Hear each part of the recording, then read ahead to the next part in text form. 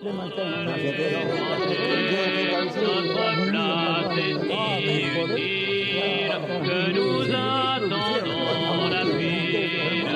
Mais c'est bien fini, on en a assez, personne ne veut plus marcher. Et le cœur bien gros, comme dans un sanglot, on dit adieu au cyclone. Même sans tambour, même sans trompette, on s'en va là-haut en baissant la tête. Adieu la vie, adieu l'amour, adieu toutes les femmes. C'est bien fini, c'est pour toujours de cette guerre infâme. C'est à Craonne sur le plateau qu'on doit laisser sa peau. Car nous sommes tous condamnés, nous sommes les sacrifiés. On circulait le long du front à la recherche de poids. On finissait par devenir des indicateurs de travaux des Allemands. Quand on voyait la moindre chose qui bougeait, on le signalait, n'est-ce pas? Donc le mot signaleur venait de là. On signalait, on réparait les postes téléphoniques, on communiquait avec les avions par des panneaux, hein, et on avait là un grand réflecteur qui faisait marcher un fer, n'est-ce pas? On avait toutes les moyens de communication entre nous, mais toujours à l'heure avec l'alphabet Morse. Alors, ça allait très bien aussi longtemps qu'on ne tombait pas sur un officier supérieur, hein, qui ne connaissait pas le Morse. Mais s'il connaissait le Morse, on avait des farces. Parce qu'alors, on disait par exemple, le barbu est là. Hein? Le barbu, c'était un colonel qui avait une barbe. Hein? Le gros couillon est là, c'était le général. Hein? S'il connaissait, lui, il savait qu'on avait son nom sur la bouche. Mais comme ça, la vie est devenue, pour nous, enfin, signaleurs, la vie est devenue autrement intéressante que d'être flanqué debout dans une tranchée et attendre qu'il y ait mouvement pour pouvoir bouger. On bougeait toute la journée. Mais ça devenait plutôt une vie de surprise, parce que entre-temps, il y en avait l'un ou l'autre qui se faisait ramasser, il était prisonnier ou il était tué ou n'importe quoi. Ça nous pendait au nez également. Hein. J'avais droit de circuler sur tout le front belge, tout le long des lignes, pour faire les réparations éventuellement, etc. Nous étions une équipe de 10 hommes à l'état-major. Chaque compagnie, chaque régiment avait ses 1 ou 2 signaleurs qui servaient à réparer les petites lignes de raccordement entre détachements. Mais il arrivait qu'après un bombardement, tout le secteur était sans communication parce que il y avait eu 7, 8, 10 lignes qui étaient coupées, alors il fallait remplacer les lignes. Et c'est alors que m'est arrivée la blague de trouver un nouveau village. Francophone, puisque je parlais français, moi, hein, je ne réfléchis pas que, en téléphonant à l'état-major du régiment que j'ai besoin d'aide, qu'on va m'envoyer quelqu'un. Hein? Effectivement, on me dit, où êtes-vous? Hein? On vous envoie un aide. Ah, je dis, attendez, je vais voir. Et j'avais vu en arrivant, c'était donc après la fin de l'hiver 16, hein, il y avait les, je ne sais pas quel organisme de choses pour ponctonniers, était venu mettre un panneau dégel pour annoncer qu'il y avait le dégel qui se faisait. Ça, c'était pour avertir tout ce qui devait circuler sur les routes, qui avait danger donc d'être englobé dans la boue. Bon. Mais à côté de dégel, il y avait la traduction en flamand douille. Hein, ce qui veut aussi dire des gels, mais en flamand. Et je réponds au téléphone. Oui, je suis ici à Degeldouille. Hein, peut envoyer. Et eux ont cherché partout sur la carte après Degeldouille. Donc, il n'existait pas. Et quand on a fini par me trouver, tout de même, hein, il était déjà venu noir. Il commençait à faire noir, on ne savait plus voir clair. Hein, et on a été obligé de rentrer au cantonnement sans que la ligne soit réparée. Mais on a dû la remplacer le lendemain matin, à la première heure. Hein. Mais l'histoire de Degeldouille est restée dans la tête de tous ceux qui avaient vécu. Hein. Pendant des heures, il y en a qui sont restés sur les cartes à fouiller après, avec une loupe à fouiller après Degeldouille. Ils n'ont jamais trouvé. 21 février 1916. Voilà. Par un bombardement. Nous n'étions pas très loin de Verdun. Nous étions à une trentaine de kilomètres. Et ce matin-là, j'étais officier de quart. Je revenais de faire le quart dans ma compagnie. Quand brusquement, en arrivant à hauteur des tranchées de ma compagnie, j'ai entendu un bruit énorme, qui venait de l'Est. Et c'était le déclenchement de la bataille de Verdun. C'était le déclenchement du bombardement des Allemands qui allait durer 15 heures. 15 heures et à la suite duquel ils allaient attaquer. Bon, ils ont attaqué. Les Allemands ont attaqué à Verdun, ont attaqué sur un front d'une dizaine de kilomètres. À l'est, en bousculant les unités de chasseurs alpins du colonel Drian, en les supprimant au cours des attaques ou du bombardement, ou bien en utilisant les gaz. C'est pas les gaz, c'était les projections de lance-flammes, avec des lance-flammes, qu'ils allaient nettoyer les abris. Eh bien, malgré cette attaque-là, une attaque qui nous a fait perdre presque tous ces hommes en première ligne, la progression allemande n'a pas été celle que l'état-major allemand croyait. L'état-major allemand, lorsqu'il avait déclenché son attaque, pensait qu'au bout de 9 heures de préparation, il pourrait attaquer et qu'à partir de ce moment-là, l'infanterie française serait bouleversée. Eh bien, l'infanterie française n'a pas été bouleversée. Il restait encore suffisamment de soldats valides dans des trous avec leurs fusils, ou quelquefois une mitrailleuse, car nous n'avions pas beaucoup de mitrailleuses à ce moment-là, au début de 1916. Mais nous avions augmenté quand même notre régime, notre armement, et nous avions quand même un certain nombre, dans les bataillons, un certain nombre de mitrailleuses qui nous ont aidés à arrêter la progression allemande.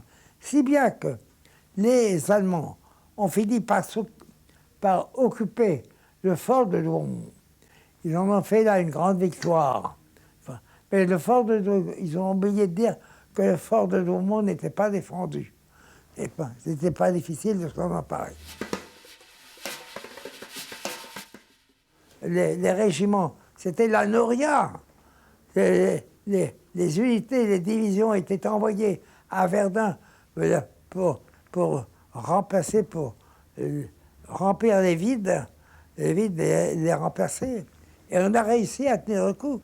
Il a fallu qu'on crée d'autres routes pour accéder à la route qui venait de Bar-le-But et pour pouvoir aller directement à Verdun. Et le ravitaillement se faisait ainsi à Verdun. Et c'est ainsi que nous-mêmes, au mois de septembre, dans le courant du mois de septembre 1916, ma division, la 3e division, la 9e division d'infanterie, est allée à Verdun, est montée à Verdun.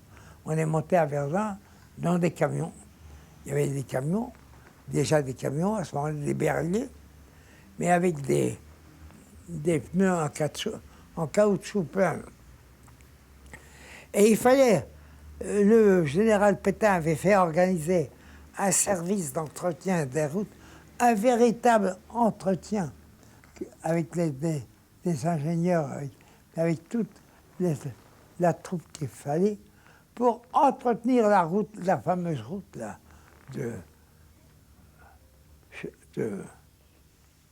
ce qu'on a appelé la voie lacrée. La guerre en 1914, hein, vous savez, le soir de la déclaration, hein.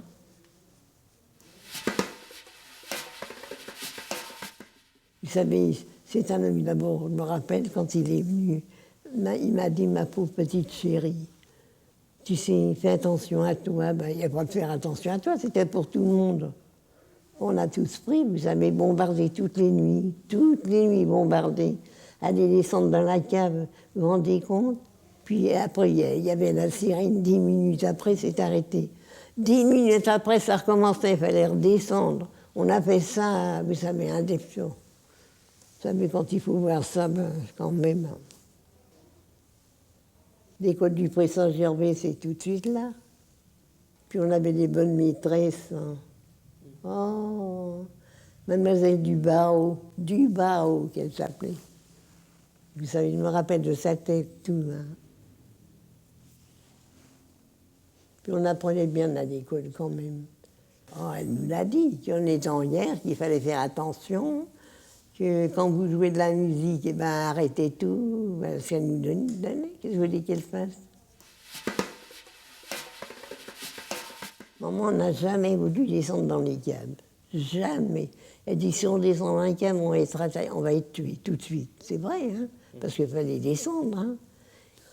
Oh, ben, papa travaillait nuit déjà. Papa n'était pas avec nous.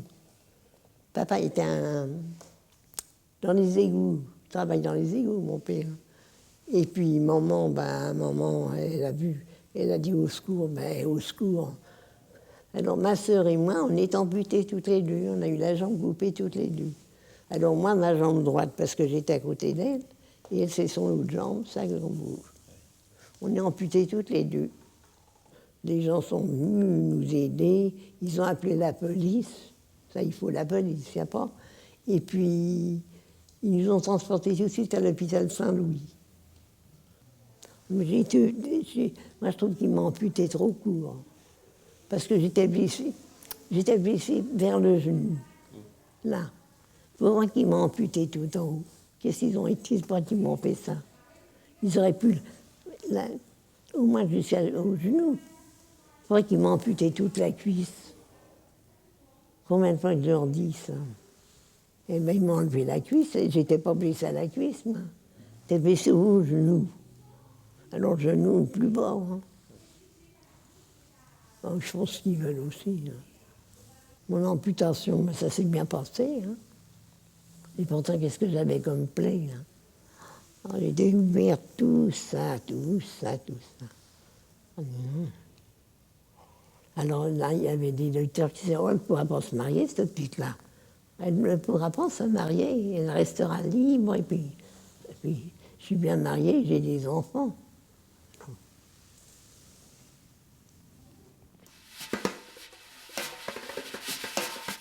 Vous savez, le monde est toujours pareil. Hein.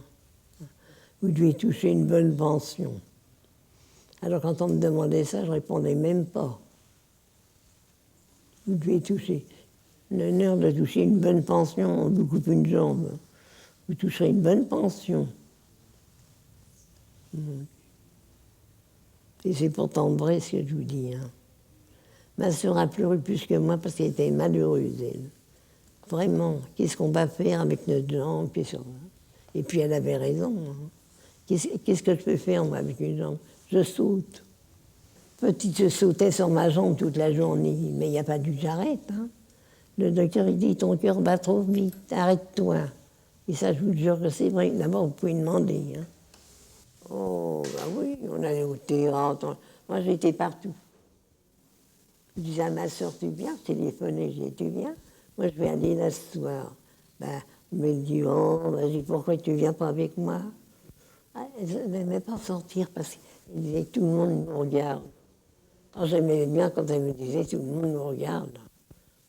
C'est une chose qui devrait montrer ça aux gens. Pas le cacher, ces choses-là. Puisque c'est eux qui les ont faites. Non pas un coin. Moi, je suis bien venu au monde avec 2 jambes. Hein.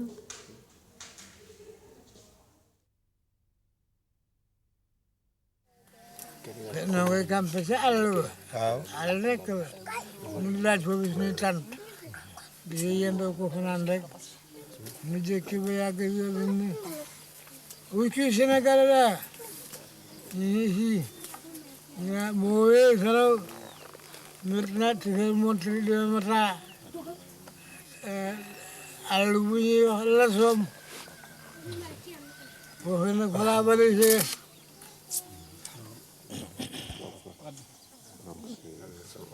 fekk maa ngi couché wu nii balbalal si bay ko tër maa ngi suñu mbaxana weñ ma tax ma ko fii mu fekk ni fii yéen bal di mbaxane mu dilu siwaat kenn jël siwuma dama dem laajte fu docteur pax mi mu nekk waaw ma leen fekk ko Thiel waaw mu ne ni mauvais Abdoulaye tu es blessé quoi ma ne ko way ma docteur mu ne ma foo blessé ma ne ko athlète ma ne ko ci sama bopp mu seet ko ni ma mauvais yaa am saas nga xam nga ne balu bopp di doon rey nit mu ngi passement koo xam ne baa ngi jóge bi ñëw ak bàq gi mu di ko si delloo di ñëw kenn ci dem na rek leen tànk bi ak loxo bi ñëpp a ngi toog fii di ko nit ba mu leen ko defee ba noppi nag man ma door a dem mu dem passement mu ne ma bal bi di mu ngi ci biir waaye boo demee lopitaan daañu ko dindi mais que ma ñëw lopitaan ñu xay ko gis ko daal dama koy jox docteur ba ma wee yaa am saas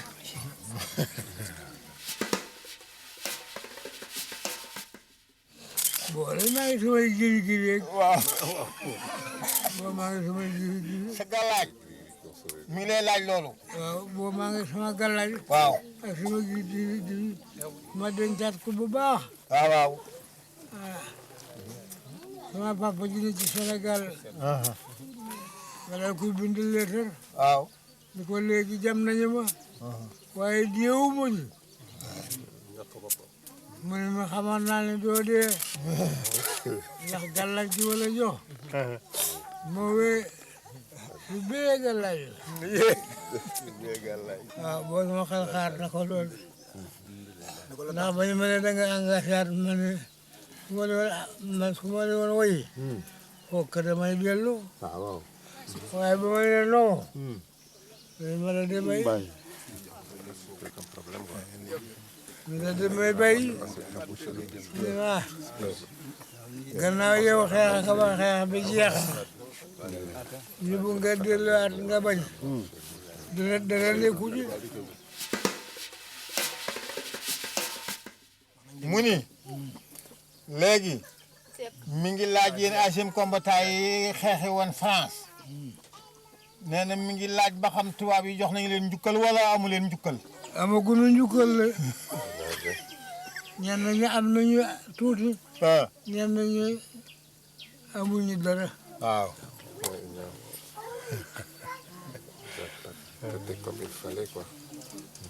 ndax bi nga xeexee ba ñëw war nañu nu jox njukkal gu bari waaw nu di ci lekk waaw su ñu amee jabar su amee njaboot ñu di ci lekk yooyu yëpp nag amuñu ci dara. C'est dur tamit de ne pas rester grand-chose. ah njukkal gi nag boo dee liggéey ba am jabar nga wuti ci jabar di dem ca tool ya boo ca amee dugub